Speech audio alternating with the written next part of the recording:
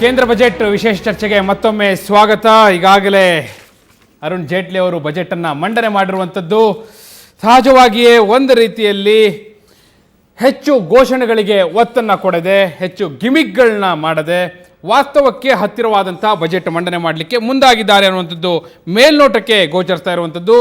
ಸಹಜವಾಗಿಯೇ ಇದರಿಂದ ಜನಸಾಮಾನ್ಯರಿಗೆ ಒಂದಷ್ಟು ನಿರಾಶೆ ಖಂಡಿತವಾಗಿಯೂ ಆಗಿದೆ ಅನ್ನುವಂಥದ್ದು. ನಾನು ಆಗಲೇ ಹೇಳಿದಾಗೆ ಅದು ಆದಾಯ ತೆರಿಗೆ ವಿನಾಯಿತಿಯಲ್ಲಿ ಯಾವುದೇ ಏರಿಕೆಯನ್ನು ಮಾಡದೇ ಇರುವಂಥದ್ದಾಗಿರ್ಬೋದು, ಸರ್ವಿಸ್ ಟ್ಯಾಕ್ಸ್ನ ಹೆಚ್ಚು ಮಾಡಿರೋದು 12%ಇಂದ 14%ಗೆ, ಈ ರೀತಿಯ ಕೆಲವು ಕ್ರಮಗಳಿಂದ ಸಹಜವಾಗಿ ಜನಸಾಮಾನ್ಯರಿಗೆ ಒಂದಷ್ಟು ನಿರಾಶೆ ಆಗಿರ್ಬೋದು. ಏರಿಕೆ ಹಾಗೂ ಇಳಿಕೆಯ ವಿಚಾರವನ್ನು ನೋಡೋದಾದರೆ ಯಾವ್ಯಾವ ವಸ್ತುಗಳು ಏರಿಕೆ ಆಗ್ತವೆ ಅನ್ನೋದಾದರೆ ಲ್ಯಾಪ್ಟಾಪ್ ಹಾಗೆ ಹೋಟೆಲ್ನ ಎಲ್ಲ ಆಹಾರ ಕೂಡ ಹೆಚ್ಚಾಗುತ್ತೆ. ಸಹಜವಾಗಿ ಸರ್ವಿಸ್ ಟ್ಯಾಕ್ಸ್ ಜಾಸ್ತಿ ಆಗಿರೋದ್ರಿಂದ ಹೋಟೆಲ್ ಆಹಾರ ಕೂಡ ಏರಿಕೆ ಆಗುತ್ತೆ. ಸೌಂದರ್ಯ ವರ್ಧಕಗಳು, ಸಿಗರೇಟು, ತಂಬಾಕು, ಲಿಕ್ಕರ್, ಗುಟ್ಕಾ ಇವೆಲ್ಲವೂ ಕೂಡ ಏರಿಕೆಯನ್ನು ಕಾಣ್ತವೆ ಅನ್ನೋದು. ಇನ್ನೊಂದು ಕಡೆ ಇಳಿಕೆ, ಚರ್ಮದ ಉತ್ಪನ್ನಗಳು ಎಲ್ಲವೂ ಕೂಡ ಇಳಿಕೆ ಕಾಣ್ತವೆ ಅನ್ನುವಂಥದ್ದು ಮೇಲ್ನೋಟಕ್ಕೆ ಈಗ ಆರಂಭದಲ್ಲಿ ಕಂಡು ಬರ್ತಾ ಇರುವಂಥದ್ದು. ಮೇಲ್ನೋಟಕ್ಕೆ ಈಗ ನಮಗೆ ಕಂಡು ಬರ್ತಾ ಇರುವಂಥ ಹೈಲೈಟ್ಸ್ನಲ್ಲಿ ಇವೆಲ್ಲವೂ ಕೂಡ ಇದೆ.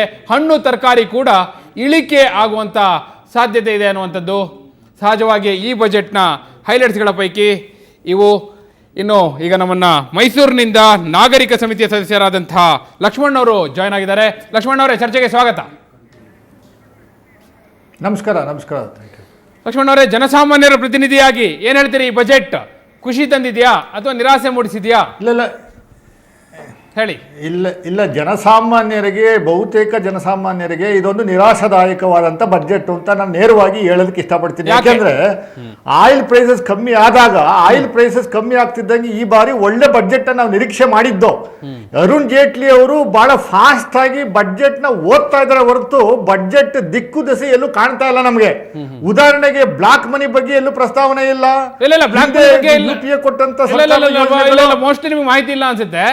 ಬ್ಲಾಕ್ ಮನಿ ಬಗ್ಗೆ ಬಹಳ ಸವಿವರವಾಗಿ ಸುಮಾರು 20 ನಿಮಿಷ ಅವರು ಬ್ಲಾಕ್ ಮನಿಯ ವಿಚಾರವನ್ನೇ ಮಾತನಾಡಿದ್ರು. ಅಷ್ಟೇ ಅಲ್ಲ, ಇದೇ ಅಧಿವೇಶನದಲ್ಲಿ ಬ್ಲಾಕ್ ಮನಿ ಕಟ್ ಮಾಡುವ ಬಗ್ಗೆ ಒಂದು ಮಸೂದೆಯನ್ನು ಕೂಡ ತರ್ತೀವಿ ಅನ್ನುವಂತ ಮಾತನ್ನ ಹೇಳಿದ್ರು. ಲಕ್ಷ್ಮಣ್ ಅವರೇ, ನಿಮ್ ಜೊತೆ ಚರ್ಚೆಯನ್ನು ಮುಂದುವರಿಸ್ತೇನೆ. ಲಕ್ಷ್ಮಣ್ ಅವರೇ, ಕೋಟಿಹಳ್ಳಿ ಚಂದ್ರಶೇಖರ್ ಅವರೇ, ಸುಬ್ರಹ್ಮಣ್ಯ ಅವರಾಗಲೇ ನಿಮ್ಮ ಕ್ಷೇತ್ರದ ವಿಚಾರವನ್ನೇ ಪ್ರಸ್ತಾವ ಮಾಡಿದ್ರು, ಕೃಷಿ ಕ್ಷೇತ್ರದ್ದು ಅಂತ. ಕೃಷಿ ಕ್ಷೇತ್ರಕ್ಕೆ ಅವ್ರು ಕೊಟ್ಟಿರುವಂತ ಒತ್ತು ನಿಮಗೆ ಸಮಾಧಾನ ತಂದಿದೆಯಾ? ಖಂಡಿತ ಇಲ್ಲ. ಯಾಕೆ ಅಂದರೆ ಒಂದು ಬಜೆಟ್ ಅಂದರೆ ಈ ದೇಶದ ಜನರ ಸಮಗ್ರವಾಗಿ ನೋಡ್ತಕ್ಕಂಥದ್ದು. ಇಲ್ಲಿ ಗ್ರಾಮೀಣ ಭಾರತದ 65% ಜನವನ್ನ ಕೈ ಬಿಟ್ಬಿಟ್ಟು ಬಜೆಟ್ ತಯಾರು ಮಾಡ್ತೀರಿ ಅಂದ್ರೆ ನಾವ್ ಹೆಂಗೆ ಬಹಳ ಚೆನ್ನಾಗಿದೆ ಅಂತೇಳಿ ಹೊಗಳ್ಬೇಕೇನೋ? ಇದು ಗ್ರಾಮೀಣ ಜನರು ವಿರೋಧ ಮಾಡ್ತಕ್ಕಂಥ ಬಜೆಟ್ ಆಗಿದೆ. ಹೊಗಳಬೇಕೇನೋ ನಿಮ್ಮ ಪ್ರಶ್ನೆಗೆ ಸೋಮಶೇಖರ್ ಅವರು ಉತ್ತರ ಕೊಡ್ತಾರೆ. ಸೋಮಶೇಖರ್ ಅವರು ನಿಮ್ಗೆ ಉತ್ತರ ಹೇಳ್ಬಿಡ್ತೇನೆ. ಸೋಮಶೇಖರ್ ಅವರು ಹೇಳೋದಕ್ಕೆ ಮುಂಚೆ ಹೇಳ್ಬಿಡ್ತೇನೆ, ಗ್ರಾಮೀಣ ಜನರಿಗೆ ವಿರೋಧ ಆಗಿದೆ. ಗ್ರಾಮೀಣ ಜನರಿಗೆ, ಕೂಲಿಕಾರರಿಗೆ ಪೂರಕವಾದಂತ ಮಹಾತ್ಮ ಗಾಂಧಿ ರೋಜ್ಗಾರ್ ಯೋಜನೆಯಲ್ಲಿ 80,000 ಕೋಟಿ ಹಿಂದಿನ ಸರ್ಕಾರದಲ್ಲಿ ಇಟ್ಟಿದ್ರು. ಅದನ್ನ 40,000 ಕೋಟಿ ನಮ್ಮ ಹಳ್ಳಿ ಮಕ್ಕಳಿಗೆ ಕಟ್ ಮಾಡಿದ್ದಾರೆ. ಮೂರನೇದಾಗಿ 28 ಕೃಷಿ ಉತ್ಪನ್ನಗಳ ಬೆಲೆಯನ್ನ ಅವರು ಅವರ ವ್ಯಾಪ್ತಿಯಿಂದ ಕೈ ಬಿಟ್ಟಿದ್ದಾರೆ. ಹಾಗಾಗಿ ಇದು ಬಹಳ ದೊಡ್ಡ ಪರಿಣಾಮವನ್ನು ಬೀರ್ತದೆ. ಇದು ಕೃಷಿ ಉತ್ಪನ್ನಕ್ಕೆ ಸಂಬಂಧಪಟ್ಟಂಗೆ ಉತ್ತೇಜನ ಇದೆಯೇ ಹೊರತು ಕೃಷಿಕರನ್ನ ಸಂಪೂರ್ಣ ಕೈ ಬಿಟ್ಟಿದೆ. ಇದು ಗ್ರಾಮೀಣ ಭಾರತದ ಜನರು ವಿರೋಧಿಯಾಗಿದೆ. ಗ್ರಾಮೀಣ ಗ್ರಾಮೀಣ ಭಾರತದ ವಿರೋಧಿ ಬಜೆಟ್ ಅನ್ನುವಂತ ಮಾತನ್ನ ಕೋಟಿಹಳ್ಳಿ ಚಂದ್ರಶೇಖರ್ ಹೇಳ್ತಿದ್ದಾರೆ. ಸೋಮಶೇಖರ್ ಅವರೇ, ನೀವೇ ಉತ್ತರ ಕೊಡ್ಬೇಕು ಅವ್ರಿಗೆ. ಈಗ ಈ ಬಜೆಟ್ ಅನ್ನ ನಾವು ಈ ಒಂದೊಂದು ವಸ್ತುವನ್ನಾಗಿ ತೆಗೆದುಕೊಂಡು ನೋಡೋದಲ್ಲ, ಸಮಗ್ರವಾಗಿ ನೋಡಬೇಕಾಗ್ತದೆ. ಈಗ ಒಂದು ವಸ್ತುವಿನ ಬೆಲೆ ಇಳಿಸಿದೆ, ಒಂದು ಜಾಸ್ತಿ ಇದೆ, ಆ ರೀತಿ ಚರ್ಚೆ ಮಾಡೋದಕ್ಕಿಂತ ಕಾಂಪ್ರಹೆನ್ಸಿವ್ ಆಗಿ, ಅಂದರೆ ಸಮಗ್ರವಾದಂಥ ದೃಷ್ಟಿಯಲ್ಲಿ ಏನೇನು ರೋಡ್ ಮ್ಯಾಪ್ ಹಾಕಿದ್ದಾರೆ, ಯಾವ ಏನೇನು ಅದರ ಪರಿಣಾಮ ಆಗ್ತದೆ ಅನ್ನೋದ್ರ ಯೋಚನೆ ಮಾಡೋದು ಮೊದಲನೇದು ಭಾಳ ಪ್ರಮುಖವಾದಂಥ ಉತ್ತೇಜನಕರವಾದಂಥ ಒಂದು ಅಂಶ ಅಂತ ಇದರಲ್ಲಿ ಒಂದು ಈ ನೀತಿ ಆಯೋಗ, ಪ್ಲಾನಿಂಗ್ ಕಮಿಷನ್ ನೀತಿ ಆಯೋಗ ಒಂದು, ಮತ್ತೆ ಈ ಡಿವ್ಯಾಲ್ಯೂಯೇಷನ್ ಆಫ್ ಫಂಡ್ಸ್ ಇದೆಯಲ್ಲ ಸ್ಟೇಟ್ಸ್ಗೆ, ಹಿಂದೆ 30%ಗಿಂತ ಕಡಿಮೆನೇ ಇತ್ತು. ಹೋದ ವರ್ಷ 30-32% ಆಗಿತ್ತು. ಈ ವರ್ಷ ಒಂದೇ ಸಾರಿ ಜಂಪು 42% ಆಗಿದ್ದಿಲ್ಲ, 10% ಜಂಪು. ಅದರಿಂದ 3,20,000 ಕೋಟಿಯಿಂದ ರಾಜ್ಯಗಳು ಕೊಡ್ತಾ ಇದ್ದು ಸುಮಾರು 5,05,5 ಲಕ್ಷ ಕೋಟಿ ಇವತ್ತು ಜಾಸ್ತಿ ಇದೆ. ಅದರಿಂದ ಸ್ಟೇಟ್ ಸಬ್ಜೆಕ್ಟ್ಸ್ ಏನೇನಿದೆ ಅದರಲ್ಲಿ ನೀರಾವರಿಗೆ ಇರ್ಬೋದು, ಬೇರೆದಕ್ಕಿರ್ಬೋದು ಖರ್ಚು ಮಾಡ್ತಕ್ಕಂಥ ಸ್ವಾತಂತ್ರ್ಯ ರಾಜ್ಯ ಸರ್ಕಾರಗಳು ಹೋಗಿದೆ. ಮತ್ತೊಂದು ಇದು ಈಗ ಮುಗಿಸ್ಬಿಡ್ರಿ. ಅಲ್ಲಲ್ಲ, ಆ ಪಾಯಿಂಟ್ಗೆ ನಿಮ್ಮ ಉತ್ತರವನ್ನು ತೆಗೆದುಕೊಂಡು ನಾನು ಮತ್ತೆ ನಿಮ್ಮಿಂದ ಮತ್ತಷ್ಟು ಸ್ಟೇಟ್ ಸಬ್ಜೆಕ್ಟ್ ಬಂದ್ರೆ BC ಪಾಟೀಲ್ ಅವರು ಇಲ್ಲೇ ಇದ್ದಾರೆ. ರಾಜ್ಯ ಸರ್ಕಾರ ತನ್ನ ಜವಾಬ್ದಾರಿ ನಿರ್ವಹಣೆ ಮಾಡಬೇಕಾಗುತ್ತೆ, ಸ್ಟೇಟ್ ಸಬ್ಜೆಕ್ಟ್ ನಲ್ಲಿ ಅವಕಾಶ ಇರುತ್ತೆ ಅನ್ನುವಂತ ಮಾತನ್ನ ನಿಮ್ಮಿಂದ ಮತ್ತಷ್ಟು ವಿವರಣೆಯನ್ನ BC ಪಾಟೀಲ್ ಅವರು. ಸ್ಟೇಟ್ ಗೌರ್ಮೆಂಟ್ ತಗೊಳ್ಳೋದಕ್ಕೆ ಕೇಂದ್ರದಿಂದ ಪೂರಕವಾಗಿ ಬರಬೇಕಲ್ಲ, ಅದು ಬರದೇ ಇದ್ದಾಗ ಏನು ಮಾಡೋಕ್ಕಾಗ್ತದೆ? ಒಂದು ಇವತ್ತು ಈ ಬಜೆಟನ್ನು ನೋಡಿದಾಗ ಕಾರ್ಪೊರೇಟ್ ಸಂಸ್ಥೆಗಳಿಗೆ 30-25% ಇಳಿಸಿದ್ದು ಈ BJP ಸರ್ಕಾರ ಕಾರ್ಪೊರೇಟ್ ಸಂಸ್ಥೆಗಳ ಒಂದು ಬಳುವಳಿ ಅನ್ನೋದಕ್ಕೆ ಇದೊಂದು ನಿದರ್ಶನ. ಎರಡನೇದಾಗಿ ಸೇವಾ ತೆರಿಗೆಯನ್ನು ಹೆಚ್ಚಿದ್ರಿಂದ ಸಾಮಾನ್ಯ ಎಲ್ಲ ವಸ್ತುಗಳ ಬೆಲೆ ದುಬಾರಿ ಆಗ್ತಾ ಹೋಗ್ತದೆ, ಸಾಮಾನ್ಯ ಜನಕ್ಕೆ ಅದರ ಭಾರ ಆಗ್ತದೆ. ಮತ್ತು ಕೃಷಿಕರಿಗೆ ಈ ದೇಶದಲ್ಲಿ ಈಗಾಗಲೇ ಚಂದ್ರಶೇಖರ್ ಅವರು ಹೇಳಿದಾಗೆ ಮತ್ತು ಭಾರತ ದೇಶ ಕೃಷಿ ಪ್ರಧಾನವಾಗಿರೋದ್ರಿಂದ ಕೃಷಿಕರು ಇದ್ದಾರೋ ಇಲ್ಲೋ ಅನ್ನೋಂಥ ಒಂದು ಮನೋಭಾವನೆಯನ್ನು ಅರ್ಥಮಂತ್ರಿಗಳು ಗಮನದಲ್ಲಿ ಇಟ್ಕೊಂಡು ಮಾಡಿದ್ದಾರೆ ಅನ್ನೋ ಅನಿಸ್ತಾ ಇದೆ. ಯಾಕೆಂತ ಹೇಳಿದ್ರೆ ತಿನ್ನಕ್ಕೆ ಅನ್ನನೇ ಇಲ್ಲ ಅಂತ ಹೇಳಿದ್ರೆ ನಾವೇನು ಮಾಡೋಕ್ಕಾಗ್ತದೆ? ನಾಳೆ ಈ ದೇಶದ ರೈತ ಬದುಕಿದ್ರೆ ತಾನೇ ಅನ್ನ ಸಿಗೋದು. ಆ ರೈತರಿಗೆ ಯಾವುದೇ ಪೂರಕವಾದಂಥ ಅವನಿಗೆ ಸಹಕಾರ ಇಲ್ಲ. ಮೊನ್ನೆ ರೈಲ್ವೆ ಬಜೆಟ್ನಲ್ಲೂ ಕೂಡ 10% ಯೂರಿಯಾದ ಮೇಲೆ 10% ಸಾಗಾಣಿಕೆ ದರವನ್ನು ಹೆಚ್ಚಿಗೆ ಮಾಡಿದ್ದು. ಪರ್ಟಿಕ್ಯುಲರ್ಲಿ ಯಾವುದನ್ನ ರೈತ ಉಪಯೋಗಿಸ್ತಾನೆ ಅದ್ರ ಮೇಲೇನೆ ನೀವು ಯೂರಿಯಾ ಗೊಬ್ಬರನೇ ಹಿಡಿದು ಹಾಕ್ತೀರಿ ಅಂತ ಹೇಳಿದ್ರೆ ಈ ರೈತ ಇರಬೇಕು ಅಂತೀರಾ, ಇಲ್ಲ ಅಂತಿರೋ? ರೈತ ಭಾರತ ದೇಶದ ಬೆನ್ನೆಲುಬು ಅಂತಾರೆ. ಆ ಬೆನ್ನೆಲುಬನ್ನು ಮುರಿಯುವಂತೆ ಕೆಲಸವನ್ನ ಇವರು ಮಾಡ್ತಾ ಇದ್ದಾರೆ. ಹಾಗೆ ನೀವು ಚಲನಚಿತ್ರ ಕಲಾವಿದರು ಕೂಡ ಇದೇ ಸಂದರ್ಭದಲ್ಲಿ ನನಗೊಂದು ಮಾಹಿತಿ ಬರ್ತಾ ಇರುವಂಥದ್ದು, ಸಿನಿಮಾ ಟಿಕೆಟ್ನ ಮನರಂಜನಾ ವಿಭಾಗ ಏನಿದೆ ಅದು ಕೂಡ ಏರಿಕೆ ಆಗುತ್ತೆ, ಸಿನಿಮಾ ಟಿಕೆಟ್ ಬೆಲೆ ಕೂಡ ಏರಿಕೆ ಆಗುತ್ತೆ, ಬೈಕ್ಗಳ ಬೆಲೆ ಏರಿಕೆ ಆಗುತ್ತೆ, ಅಂದರೆ ದ್ವಿಚಕ್ರ ವಾಹನಗಳ ಬೆಲೆ ಏರಿಕೆ ಆಗುತ್ತೆ ಅನ್ನುವಂಥದ್ದು. ಹಾಗೆ ಜಿಮ್ ಅದರ ಉತ್ಪನ್ನಗಳೇನಿದೆ ಅದರ ಬೆಲೆ ಏರಿಕೆ ಆಗುತ್ತೆ ಅನ್ನುವಂಥದ್ದು.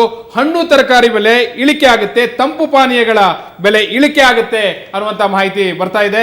ಬಹುಶಃ ಹಣ್ಣು ತರಕಾರಿ ಬೆಲೆ ಇಳಿಕೆ ಆಗುತ್ತೆ ಅನ್ನೋದು ಜನಸಾಮಾನ್ಯರಿಗೆ ಒಂದಷ್ಟು ಸಮಾಧಾನ ಕೊಡುವಂಥದ್ದು. ಇಲ್ಲ ರೈತರು ಸತ್ರು ಅಂತೀನಿ ನಾನು. ಅಲ್ಲ, ಅದು ಉತ್ಪಾದನೆ ಖರ್ಚೇ ರೈತನಿಗೆ ಬರೋದಿಲ್ಲ, ರೈತರು ಸಾಯ್ತಾ ಇದ್ದಾರೆ. ಇವ್ರು ಏನಿದ್ದಾರೆ ಸಂಬಳದವ್ರನ್ನ ತಲೆಯಲ್ಲಿ ಇಟ್ಕೊಂಡ್ಬಿಟ್ಟು ಭಾರತ ಸರ್ಕಾರ ನಡೆಸೋರು ಈ ನಮ್ಮ ಬ್ಯೂರೋಕ್ರೇಟ್ಸ್ ಲೆಕ್ಕ ಹಾಕ್ತಾರೆ. ಅವ್ರು ಸಂಬಳ ಜಾಸ್ತಿ ಮಾಡ್ಬೇಕಾಗತ್ತಲ್ಲ ಅಂತೇಳಿ ಆಹಾರ ಉತ್ಪಾದನೆ ಬೆಲೆಯನ್ನ ತಮ್ಮ ಕಡಿವಾಣದಲ್ಲಿ ಇಟ್ಕೊಂಡು ಅವರು ಉಳಿದಿದ್ದೆಲ್ಲದನ್ನು ಕೂಡ ಜಾಸ್ತಿ ಆಗ್ಬೋದು.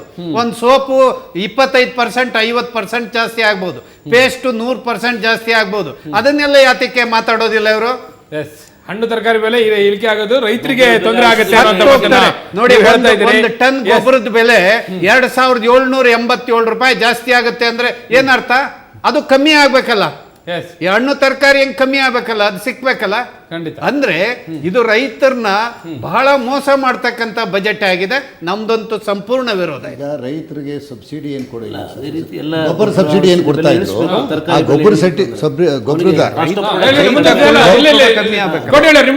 ಗೊಬ್ಬರ ಸಬ್ಸಿಡಿಗಳನ್ನ ನೇರವಾಗಿ ಗೊಬ್ಬರದ ಕಾರ್ಖಾನೆಗಳು ಕೊಡ್ತಾ ಇದ್ರು. ಅದು ಅವ್ರಿಗೆ ಲಾಭ ಆಗ್ತಾ ಇತ್ತು. ಇನ್ನು ಮುಂದೆ ನಾವೇನು ನಮ್ಮ ಸರ್ಕಾರ ಯೋಚನೆ ಮಾಡ್ತಾ ಇದೆ ಅಂತ ಹೇಳಿದ್ರೆ ನೇರವಾಗಿ ರೈತರಿಗೆ ಕೊಡಬೇಕು ಅಂತಕ್ಕಂಥ ಯೋಚನೆ ಮಾಡ್ತಾ ಇದೆ. ಅಂದ್ರೆ ಕಾರ್ಪೊರೇಟ್ಗಳು ಲಾಭ ಮಾಡ್ಕೊಳ್ತಾ ಇದ್ದು, ಕಾರ್ಖಾನೆಗಳು ಲಾಭ ಮಾಡ್ತಾ ಇರ್ತಕ್ಕಂಥ ನೇರವಾಗಿ ಸಬ್ಸಿಡಿ ರೈತರಿಗೆ ಕೊಡಬೇಕು ಅಂತ ಯೋಚನೆ ಮಾಡಿರೋದ್ರಿಂದ ಅದು ನೇರವಾಗಿ ರೈತರಿಗೆ ಅನುಕೂಲವಾಗುತ್ತೆ. ಒಂದು.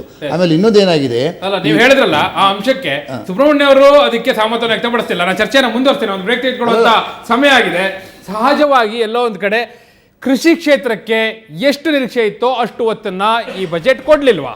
ಜನಸಾಮಾನ್ಯರಿಗೆ ಎಲ್ಲೋ ಕೆಲವು ಸೆಕ್ಟರ್ನಲ್ಲಿ ಒಂದಷ್ಟು ಸಹಾಯವನ್ನ ನೆರವನ್ನ ಮಾಡ್ತಾ ಇದ್ರು ಕೂಡ ಜನರು ಏನು ನಿಜಕ್ಕೂ ನಿರೀಕ್ಷೆ ಇಟ್ಕೊಂಡಿದ್ರು.